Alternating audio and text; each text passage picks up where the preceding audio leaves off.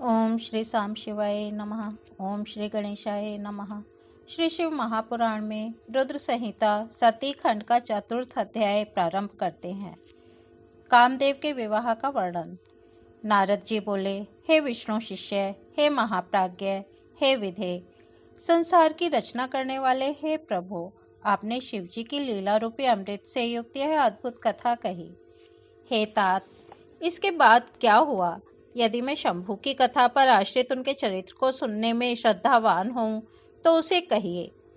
ब्रह्मा जी बोले, इस प्रकार शिव जी के अपने स्थान को चले जाने तथा मुझ ब्रह्मा के अंतर्धान हो जाने पर दक्ष प्रजापति मेरी बात का स्मरण करते हुए कामदेव से कहने लगे। दक्ष बोले, हे काम, सुंदर रूप एवं गुणों से युक्त यह कन्या मेरे शरीर से उत्पन्न हुई है, अतः तुम अपनी पत्नी बनाने के लिए इसे ग्रहण करो। यह गुणों में तुम्हारे ही समान है। हे महातेजस्विन, यह कन्या सदा तुम्हारे साथ रहेगी और धर्म के अनुरूप तुम्हारी इच्छा के अनुसार तुम्हारे वश में रहेगी। ब्रह्मा जी बोले, हे नारद, यह कहकर दक्ष ने अपने श्वेत से उत्पन्न हुई कन्या का नाम रति रखकर और उसे अपने आगे कर कामदेव को दे दिया। हे नारद, वह कामदेव मुनियों को भी मोहित करने वाली उस परम सुंदर दक्ष कन्या से विवाह करके बड़ा प्रसन्न हुआ। प्रेमासक्त कामदेव भी परम कल्याणकारिणी रति नामक अपनी स्त्री को देखकर उसके गुणों से आकृष्ट होकर उस पर अत्यंत मोहित हो गया। गौर वर्ण वाली, हरिणाक्षी तथा चंचल नेत्र प्रांत वाली वह रति भी काम के सदृश होने के कारण उसे परम आह्लाद प्रदान करने लगी। उसकी चपल भौहों को देखकर कामदेव संशय में पड़ जाता था कि विधाता ने सबको वश में करने वाले मेरे धनुष को इसके नेत्रों में सन्निविष्ट कर दिया है। हे द्विजश्रेष्ठ, उस रति के कटाक्षों की शीघ्र गति तथा उसकी सुंदरता को देखकर कामदेव को अपने अस्त्रों की शीघ्र गति पर विश्वास नहीं रह गया। उसके स्वाभाविक रूप से सुगंधित तथा मंद श्वास वायु को सूंघकर कामदेव ने मलय पवन के प्रति अपनी श्रद्धा का त्याग कर दिया। सुंदर लक्षणों से युक्त तथा पूर्णिमा के चंद्रमा के समान उसके मुखमंडल को देखकर कामदेव उसके मुख और चंद्रमा का भेद करने में असमर्थ हो गया।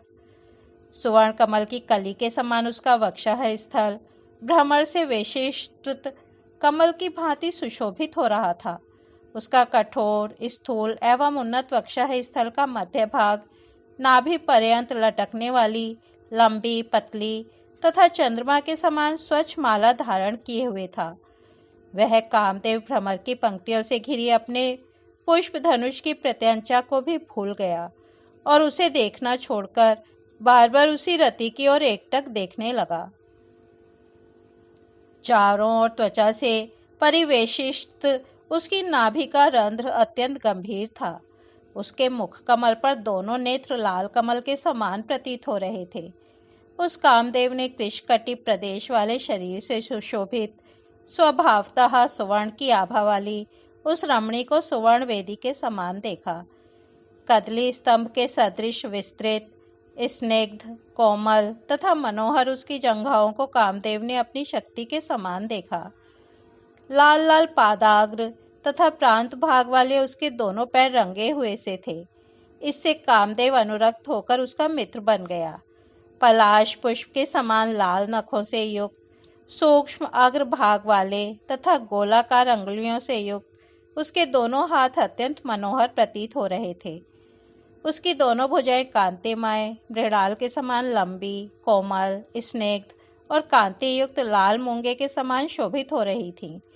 उसका मनोहर केशपाश काले काले बादलों के समान शोभा पा रहा था।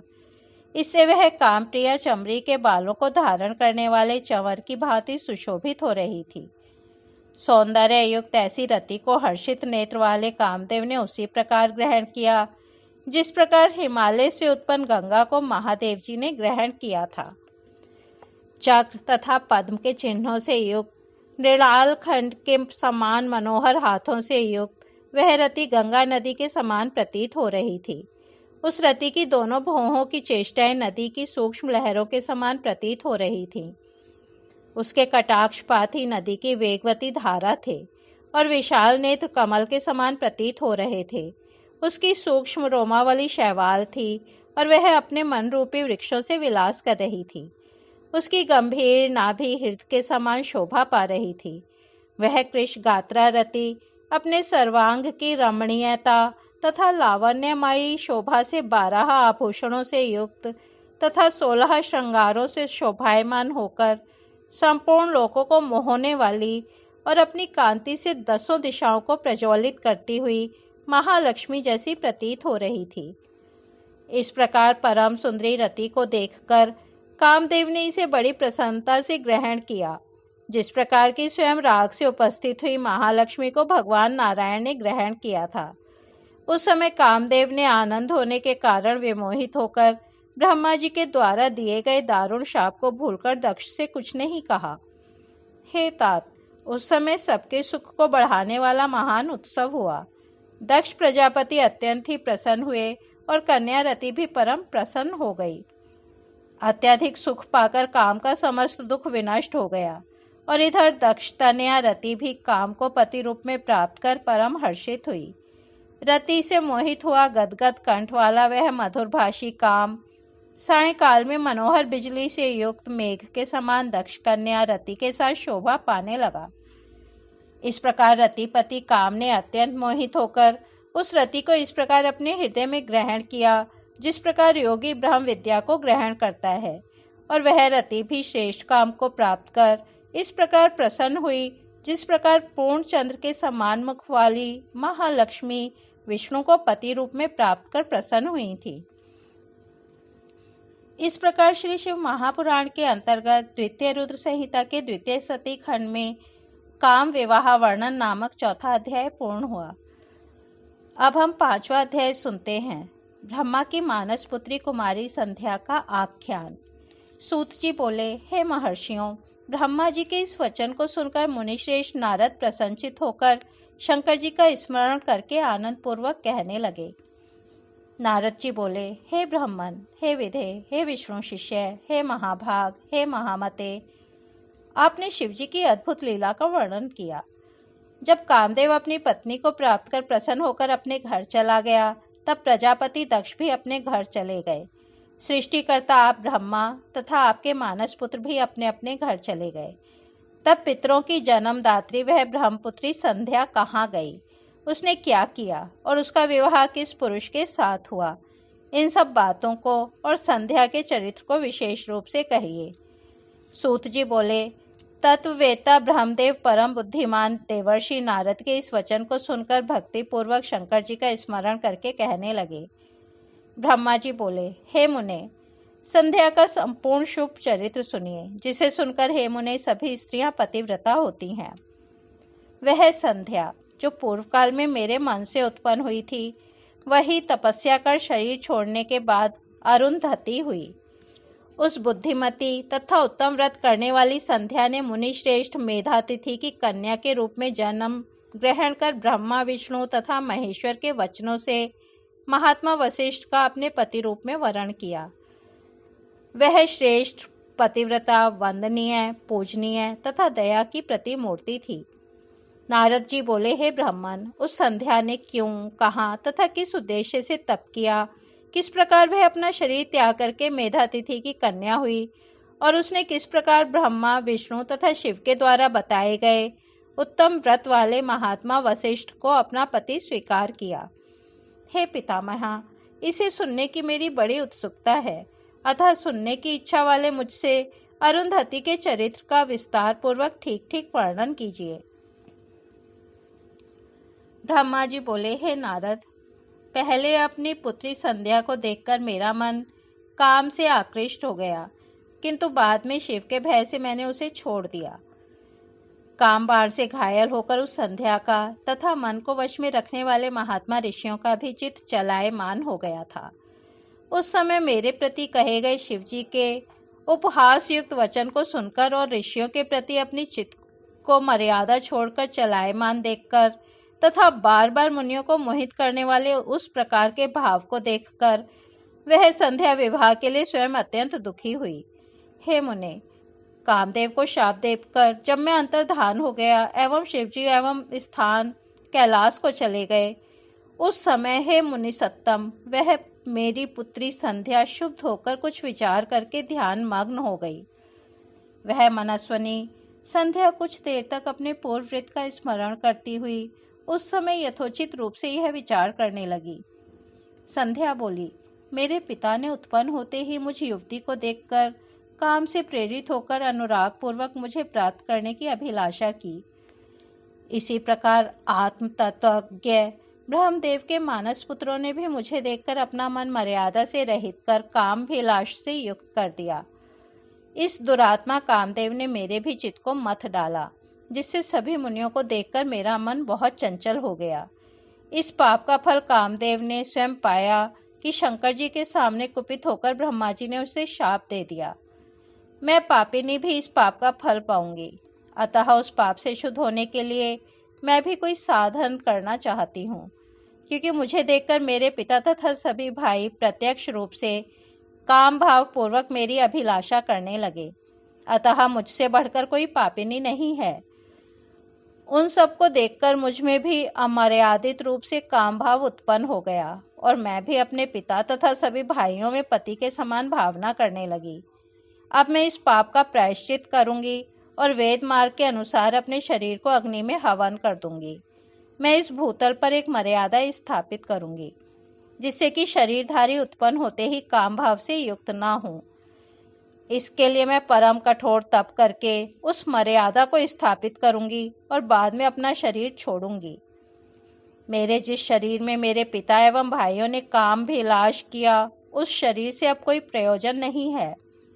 मैंने भी जिस शरीर से अपने पिता तथा भाइयों में काम भाव उत्पन्न किया, अब वह शरीर पुण्य कार्य का साधन नहीं हो सकता। वह संध्या अपने मन में ऐसा विचार कर चंद्रभागा नामक श्रेष्ठ पर्वत पर गई, जहाँ से चंद्रभागा नदी निकली हुई है। इसके बाद संध्या को उस श्रेष्ठ पर्वत पर तपस्या के लिए गई हुई जानकर मैंने अपने पास में बैठे हुए मन को वश में रखने वाले सर्वज्ञ ज्ञान योग तथा वेद वेदांग के पारगामी अपने पुत्र वशिष्ठ से कहा। ब्रह्मा जी बोले, हे पुत्र वशिष्ठ, तपस्या का विचार करके गई हुई मनस्विनी पुत्री संध्या के पास जाओ और उसे विधि पूर्वक दीक्षा प्रदान करो। हे मुनि सत्तम, प्रथम यह तुम लोगों को, मुझको तथा अपने को कामभिलाष से युक्त देख रही थी, परंतु अब इसके नेत्रों की चपलता दूर हो गई है।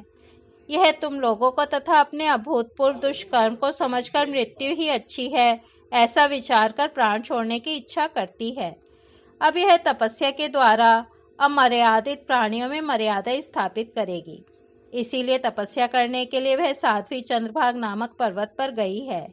हे तात, वह तपस्या की किसी भी क्रिया को नहीं जानती है, अतः जिस प्रकार के उपदेश से वह अपने अभीष्ट को प्राप्त करे, वैसा करो। हे मुने, तुम अपने इस रूप को छोड़कर दूसरा शरीर धारण कर उसके समीप में स्थित होकर तपश्चर्या की क्रियाओं को प्रदर्शित करो। उसने यहाँ पर मेरे तथा तुम्हारे रूप को पहले देख लिया है। इस रूप द्वारा वह कुछ भी शिक्षा ग्रहण नहीं करेगी, इसलिए दूसरा रूप धारण करेगी। ब्रह्मा जी बोले, हे नारद, इस प्रकार दयालु मुनि वशिष्ठ जी ने मुझसे आज्ञा प्राप्त की और तथास्तु ऐसा कहकर वे संध्या के समीप गए। वशिष्ठ जी ने वहां मानसरोवर के समान गुणों से परिपूर्ण देवसर को तथा उसके तट पर गई हुई उस संध्या को भी देखा। उज्ज्वल कमलों से युक्त वह देवसर तट पर स्थित संध्या द्वारा इस प्रकार शोभित हो रहा था, मानो प्रदोष काल में उदित चंद्रमा तथा नक्षत्रों से युक्त आकाश रात्रि में सुशोभित हो रहा हो। कौतूहल युक्त वशिष्ठ जी सुंदर भावों वाली उस संध्या को देखकर बृहल्लोहित नामक उस तालाब की ओर देखने लगे। उन्होंने उसी चंद्रभागा पर्वत के शिखरों से दक्षिण समुद्र की ओर जाने वाली चंद्रभागा नदी को देखा। वह नदी चंद्रभागा पर्वत के विशाल पश्चिमी भाग को तोड़कर समुद्र की ओर उसी प्रकार जा रही थी जैसे हिमालय से गंगा समुद्र में जाती है। उस चंद्रभागा पर्वत पर बृहल्लोहित सरोवर के तट पर स्थित संध्या को देखकर वशिष्ठ जी आदरपूर्वक उससे पूछने लगे। वशिष्ठ जी बोले, हे भद्रे, इस निर्जन पर्वत पर तुम किस लिए आई हो? तुम किसकी कन्या हो और यहाँ क्या करना चाहती हो? पूर्ण चंद्रमा के समान तुम्हारा मुख मलिन क्यों हो गया है? यदि कोई गोपनीय बात न हो तो बताओ, मुझे सुनने की इच्छा है। ब्रह्मा जी बोले। उन महात्मा वशिष्ठ जी की बात सुनकर उन्हें महात्मा प्रदीप्त अग्नि के समान तेजस्वी, ब्रह्मचारी तथा जटाधारी देखकर और आदरपूर्वक प्रणाम कर संध्या उन तपोधन वशिष्ठ से कहने लगी। संध्या बोली, हे विभो, मैं जिस उद्देश्य से इस सिद्ध पर्वत पर आई हूँ वह तो आपके दर्शन मात्र से ही पूर्ण हो जाएगा। हे ब्राह्मण, मैं तप करने के लिए इस निर्जन पर्वत पर आई हूँ। मैं ब्रह्मा की पुत्री हूँ और संध्या नाम से प्रसिद्ध हूँ। यदि आपको उचित जान पड़े तो मुझे उपदेश कीजिए। मैं तपस्या करना चाहती हूँ, अन्य कुछ भी गोपनीय नहीं है। मैं तपस्या की कोई विधि बिना जाने ही तपोवन में आ गई हूँ। इसी चिंता से मैं सूखती जा रही हूँ तथा मेरा हृदय कांप रहा है। ब्रह्मा जी बोले। ब्रह्म ज्ञानी वशिष्ठ जी ने उसकी बात सुनकर पुनः संध्या से कुछ नहीं पूछा, क्योंकि वे सभी बातें जानते थे। इसके बाद वे मन में भक्तवत्सल शंकर जी का स्मरण कर तपस्या के लिए उद्यम करने वाली तथा मन को वश में रखने वाली उस संध्या से कहने लगे। वशिष्ठ जी बोले, हे देवी, जो महान तेजः स्वरूप, महान तप और परम आराध्य हैं, उन शंभु का मन में ध्यान करो। जो धर्म, अर्थ, काम और मोक्ष के आदि कारण तथा अद्वैत स्वरूप हैं, उन्हीं संसार के एकमात्र आदि कारण पुरुषोत्तम का भजन करो। हे शुभानने, तुम इस मंत्र से देवेश्वर शंभु का भजन करो। उससे तुम्हें समस्त पदार्थों की प्राप्ति हो जाएगी, इसमें संदेह नहीं है।